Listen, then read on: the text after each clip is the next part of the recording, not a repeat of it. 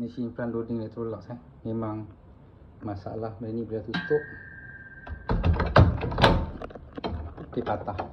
Ini dah kali keempat tukar. So lastly saya modify, tak payah tukar lagi. Beri lubang kat sana, masuk fit screwdriver ni, right, screwdriver, dan ompin untuk buka. Okay, sekejap masuk screwdriver. Okay, so ompin macam tu. Okay, ompin macam tu.